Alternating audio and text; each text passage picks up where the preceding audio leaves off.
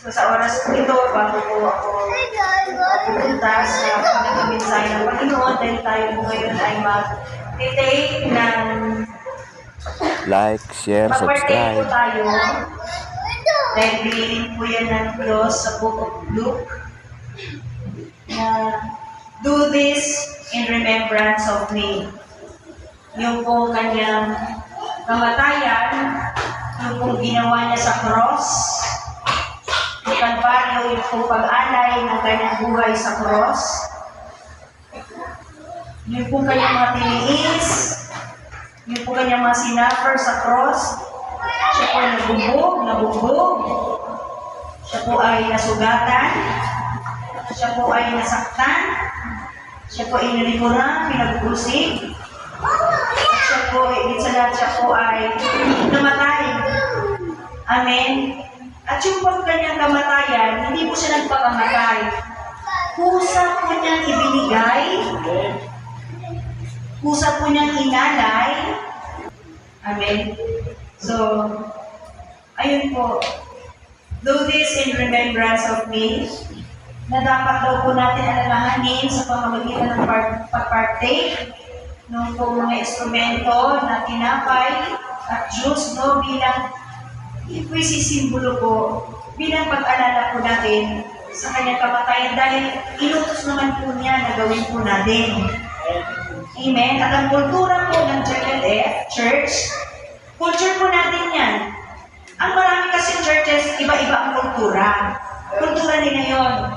Yung kultura po natin, ang church time po natin ay 9 to 12. Amen? Kaya kalabitin ng katabi mo, mas maganda na yung uklok nandito ka na para makapagpuri ka na sa Lord. Amen? 9 to 12, that is the culture of JNF.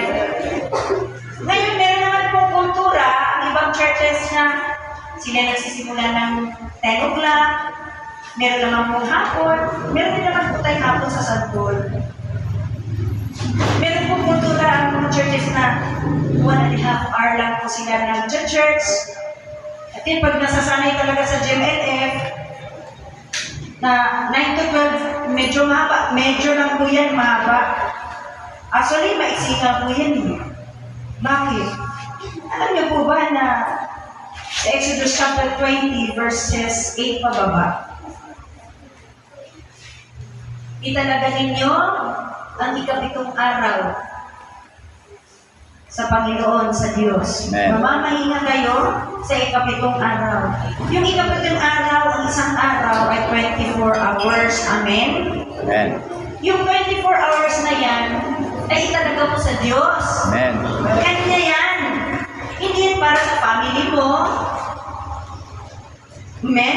Hindi po yan para sa trabaho. Amen? Hello?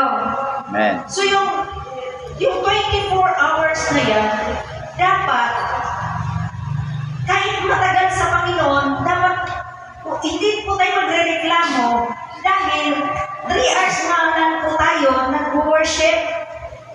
And yet, ang hinihingi po ng Diyos sa atin, yung 24 hours sa Kanya.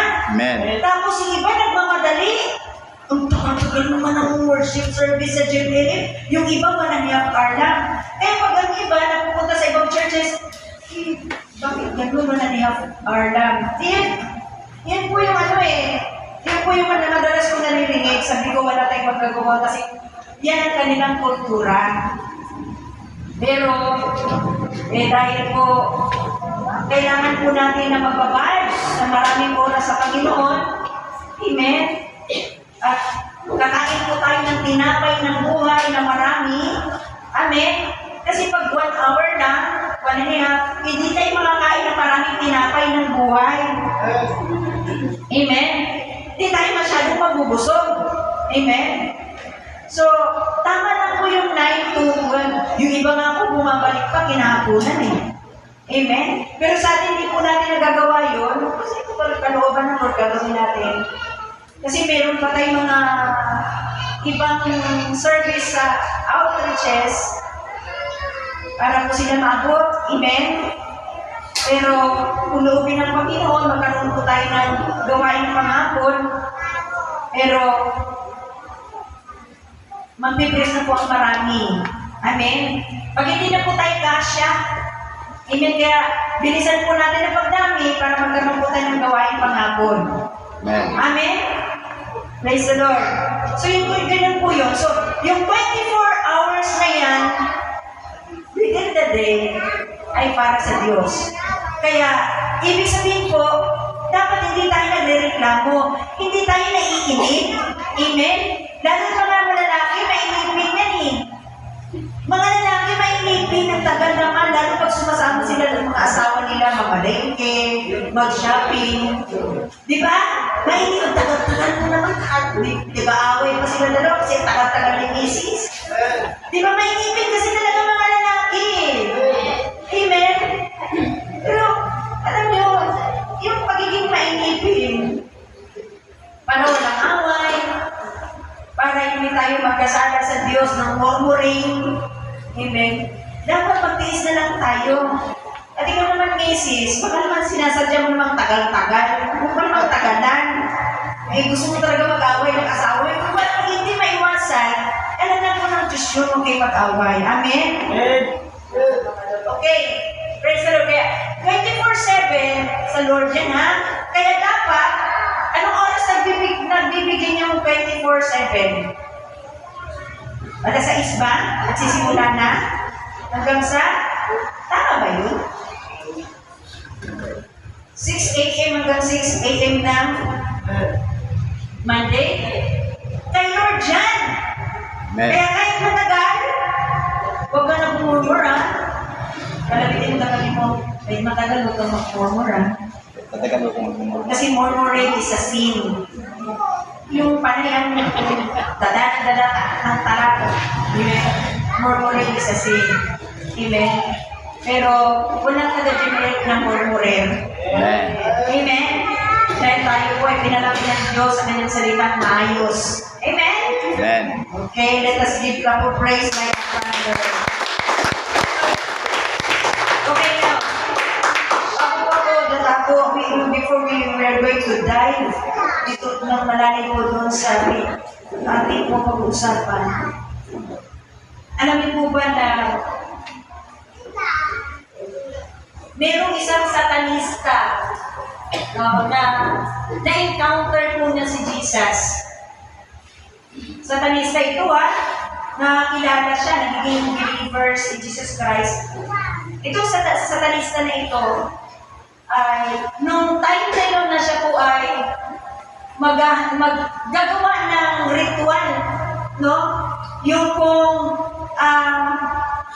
gagawa po siya ng satanic rituals dahil tinatawagan po niya si Satanas, ganun po talaga.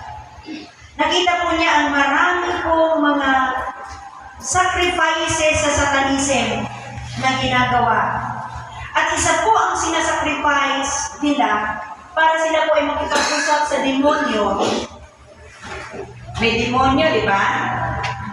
Sino nakakita ng multo? Yung Ate Susan po, madalas yun nakakita ng multo. Pero sa atin dito nakakita ng multo. Okay? So meron talagang mga multo. Meron kasi talagang mga demonyo. Totoo po yan. Ephesians 6:12, sila po ay pulong-pulutong. Marami sila. Yung iba hindi nakakita, pero yung iba nakakita. Pero sa totoo lang, ang dami po nilang nasa paligid natin, billions of demons. Sila po ay may power. Pero mas powerful si Jesus na sa atin. Amen. Okay. Now, noong time na yun, na yung satanista na yun ay makipag-usap sa demonyo, may ginagawa po silang, ang kanilang ginagawa ay nag-o-offer po sila ng isang hayop. Okay? At itong hayop na ito po ay kanilang tinatanggalan ng dugo. Kinakatay po nila because blood is a currency in the spiritual world. spiritual world na hindi po natin nakikita. Tayong tao, nakikita po natin yung physical world. Pero yung spiritual world, hindi po natin nakikita yon. Hindi po natin nakikita ang Diyos. Amen po ba? Amen. Kasi nasa spiritual world siya. Tayo ay nasa physical world. Ang Diyos lang po ang nakakita sa spiritual world. Ang mga evil spirits lamang po, ang mga angels, kasi iba po sila na dimensions of life. Now, yung blood daw po, ang sabi po ng Satanas na yun, kung gusto daw po niyang makipag-negotiate sa isang demonyo, kailangan po niyang magdala ng sacrifice. Because that blood has a currency. Napakahalaga daw po ng blood na yun. Kaya magdadala siya ng hayop para kung yung blood na yun ay napakahalaga na yun para yung evil spirits ay ma-negotiate niya, mag-uusap sila at meron silang gagawin. Aatake sila. Alam niyo po ba? Kaya naman pala, hindi ko nakapagtalaga mga kapatid, makinig po tayong lahat. Sa mga kalsada, meron maraming nadidisgrasya, di ba? Maraming dumanag na dugo, di ba? Kasi alam niyo po ba, kapag may dugo na naisa-sacrifice, may dugong tumulo, lumalakas ang kapangyarihan ng kadiliman. Kaya kailangan ni Satanas, mga evil spirits, makakita na may dumadanap na dugo, nang sa ganun po, lalakas ang kanilang power. Kaya naman, nagkakos sila ng mga accidents sa mga kalsada. Di ba makikita natin danger-prone area? Madalas dyan ay merong aksidente. Bakit? Doon sa lugar na yan ay merong territorial spirits na nagkakos ng accidents. Actually, hindi lang po disgrasya na ordinary ang nandoon, kundi may mga evil spirits dyan, may mga demon spirits dyan na gusto nila magkaroon ng dugo dyan para ang kapangyarihan ng kadiliman sa lugar na yan ay malakas. Hello? Kaya na po mga Kristiyano, dapat bago tayo umalis ng tahanan, punong-puno po tayo ng panalangin. Hanggat maaari wag tayong umalis ng tahanan na hindi tayo nagpapabalot sa kapangyarihan ng Diyos. Sapagkat mayroong mga evil spirits na nag-aabang sa atin sa labas. Gusto nila ang ating mga dugo, gusto nila ang dugo ng maraming tao para lumakas ang kanilang kapangyarihan. Amen. Kaya gusto ng evil spirits, ng mga demon spirits, ang abortion. Hello? Gusto niya buntisan yung mga babae hindi pa kasal, yung wala ng pag-asa, yung gusto po ng evil spirit na mag-operate sa spirit of lust, yung kahalayan para merong mabuntis. Untimely, wala sa panahon na bubuntis at nakabuntis. Bakit? Gusto ni Satan yan para merong abortion, para merong dugo. Hello? Ano po ba natin, church? Amen. Kasi ang dugo po ay may currency. Ibig sabihin, merong halaga sa spiritual world. Anytime na merong, di ba may saksakan. Gusto ni Satanas may saksakan kasi tutulo yung dugo.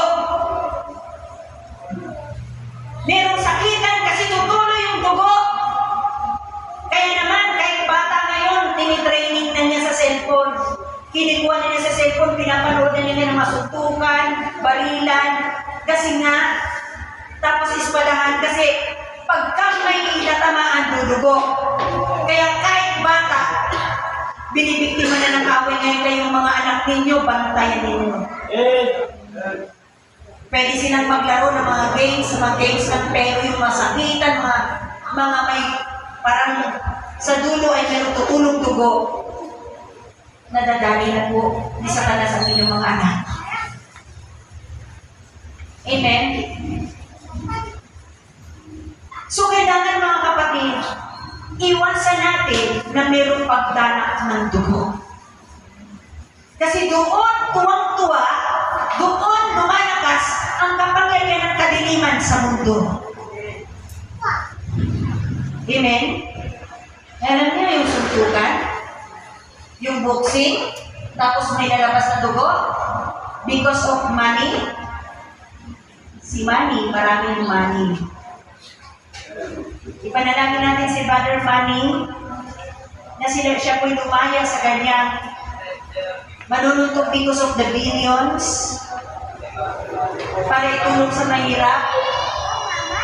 Hindi po ganun ang kaparaanan ng Diyos to say this. Hindi po kaparaanan ng Diyos na mayroong masaktan para magkapera ka para itulong sa mahirap. Hindi po yan. Ang tulong po para tayo lumaya sa kahirapan ay magbigay ka ng may karapatan sa Diyos na kaya sa kahirapan. Kaya huwag kayong papayag na hindi kayo makapag-offering. Then ang offering po is a part of worship. Amen. Kapag pupunta po tayo sa lugar na ito, hindi po tayo nakapag-offering, maski magkano, sana unawaan mo, magbigay ka sa Panginoon para may dahilan ng Panginoon na pagpalain ka. Amen. Kasi kung wala kang itatanim sa offering, wala ka rin aanihin sa Diyos. Amen. Ganun po ang buhay. Ay sikapin po natin, makapag-offering tayo, sikapin po natin maaga tayo, umabot tayo. Kaya nga ang mga Kristiyano, bawal umabsent kasi pag na-absent, di makapag-offering, wala pong blessing. Amen? May trabaho naman ako, may source of income ako. Alam niyo, pag hindi tayo offering, mawawala din yung trabaho mo. At hindi lang po trabaho, kapag hindi ka po sumamba, pati kaligtasan mo mawawala. Ganyan ang buhay. Yan ang katotohanan ng buhay. Dapat po yan talaga, yan ang malakaran ng tao kasi dyan po tayo naka-design. Amen? Amen. At kapag hindi mo nalakaran yan, malungkot, mahirap ang buhay. Amen? Amen. Hindi po natin maranasan ang talagang mabubuhay ka sa kasaganaan, sa katagumpay ng buhay. And you know what? Because of the blood na sacrifices na gusto po ng mga satanismo, ay lumalakas sa kanilang kapangyarihan. Hindi po yan kwentong barbero. Totoo po yan. Naikwento ng mga satanist, isang satanist leader po ito na nakakilala sa Panginoon. At ito po mga kapatid ko, the blood of Jesus is the highest currency in the spirit world. Amen. Yung pong blood ng mga hayop, may currency sila para lumakas ang kapangyarihan ng evil spirits ni Satanas. But the blood of Jesus is the highest currency. Amen. Ibig sabihin yung mga blood ng hayop at ang mga pong blood na dumana kahit blood ng tao ay wala po yung halaga sa kahalagahan ng dugo ng Panginoon Kristo na dumanang lumabas sa kanyang katawan. Amen. Hello? Because the blood of Jesus sa spiritual world po yan, it covers all.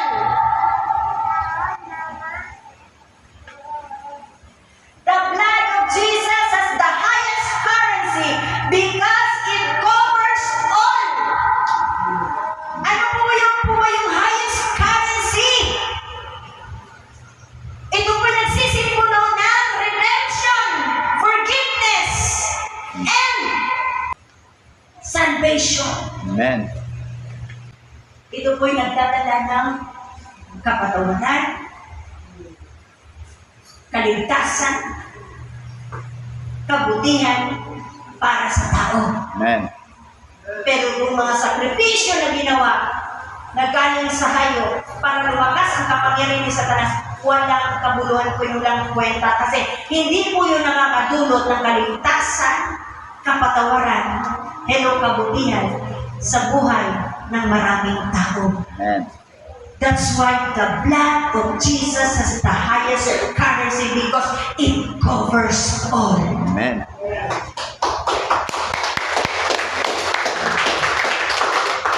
Amen. Naunawan po ba natin, church? And that's the authority in which we stand.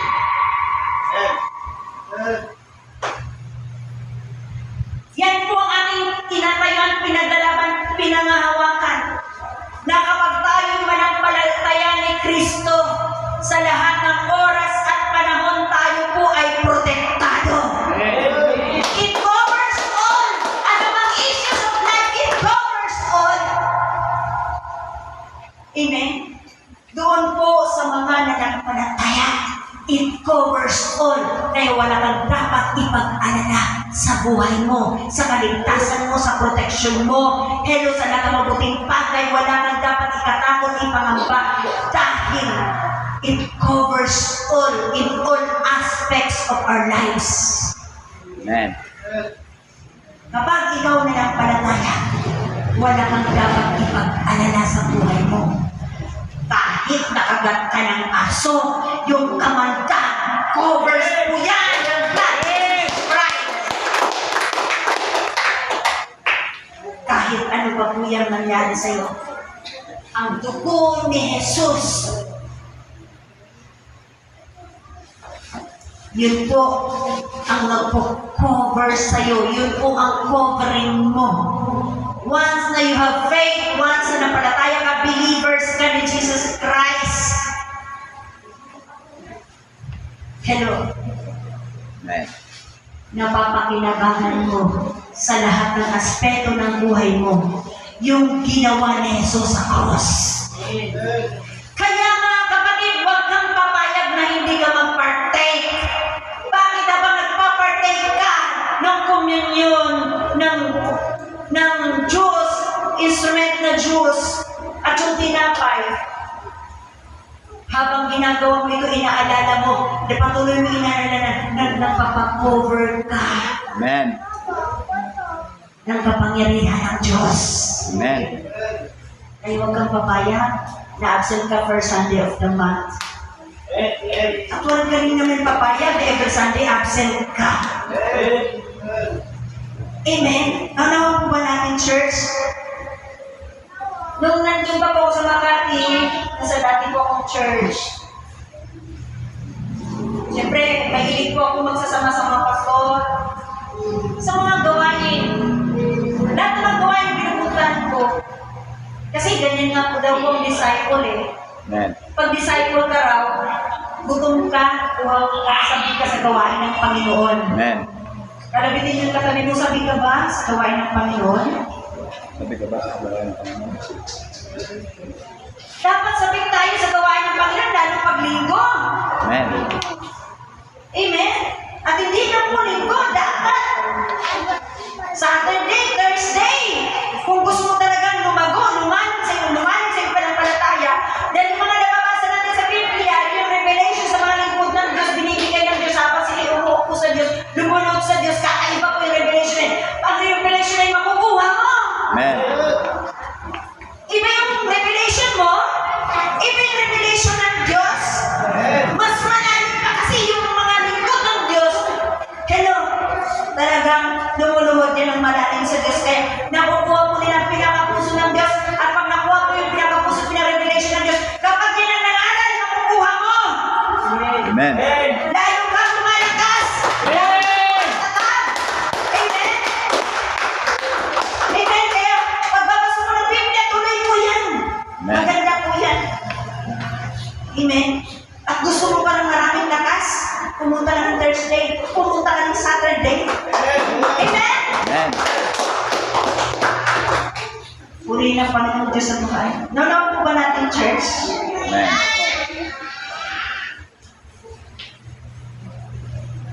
Ang dugo po ni Jesus, hindi po yung kagaya ng dugo ng hayop, dugo ng tao. Amen? Amen. Kapag dugo ni Jesus, may special yan na dalang kapangyarihan. Amen. Mababaw po yung dugo ng gusto ni Satanas. Amen? Kaya naman po, dahil sa dugo, basahin po natin ang Leviticus chapter 17 verse 11. Basahin po natin. Praise God.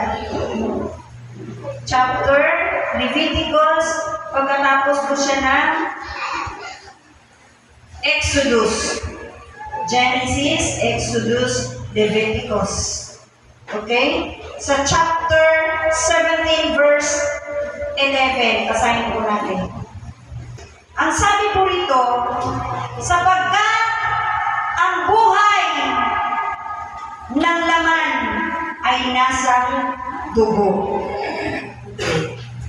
Ang dugo pala buhay. Amen? Alam niyo po ba kung bakit tayo may buhay ngayon? Buhay na walang hanggan? At bakit tayo nabubuhay sa Panginoon? Dahil sa dugo ni Jesus. Dahil ang dugo ay buhay. Yung dugo ni Jesus Christ na dumanang sa cross ay buhay. Amen. Buhay natin. Buhay mo at buhay ko. Ang buhay na walang hanggan. I pray, we get the revelation. Sapagkat ang buhay ng laman ay nasa dugo. At aking ibinibigay sa inyo sa ibabaw ng dambana upang ipantubos sa inyong mga kaluluwa. Yung dugo pala ni Jesus na dumanang sa cross, yun po yung ibinigay ng Diyos Ama para pantubos ng ating kaluluwa. Amen. Huwag po nating ibaliwala ang blood of Jesus. At ang sabi po, sapagkat ang dugo ay siyang tumutubos dahil sa buhay. Amen? Ang dugo daw po ang tumutubos. Kaya po tayo nagkaroon ng buhay na walang hanggan. Amen. So, kapatid, ito tandaan mo, dapat ka maganap. Bakit 2,000 years ago, dumanak na po ang dugo ni Jesus Christ sa cross, at dahil dumanak na, ligtas na ang kaluluwa mo. Meron ka ng buhay na walang hanggan. Amen po ba? Amen. Ganun po kahalaga. Kaya nga po, ang blood of Jesus ay merong highest currency. Because it covers all. So ang dugo ay buhay. Ganun kahalaga na dapat po natin alalahanin palagi yung ginawa ni Jesus sa cross. Amen. Dahil yung dugo niya ang nagbigay sa atin ng buhay. Nagbigay sa atin ng kaligtasan, kapatawaran, at kalayaan. Sa bisyo, sa kasalanan, sa lahat ng tukso, sa lahat po ng kahirapan, sa lahat ng sakit at karamdaman, Isaiah 53, sa mga lakay ko, kayo'y magaling na. Amen. Kaya paniwalaan mo, lahat ng masakit at karamdaman, hindi mo man naranasan ang kagalingan ngayon. Magpatuloy ka sa Panginoon, darating din ang complete healing sa iyo sa tamang panahon. Amen.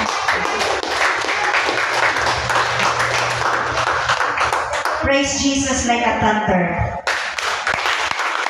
Ano po ba ang ating thunder? Praise God.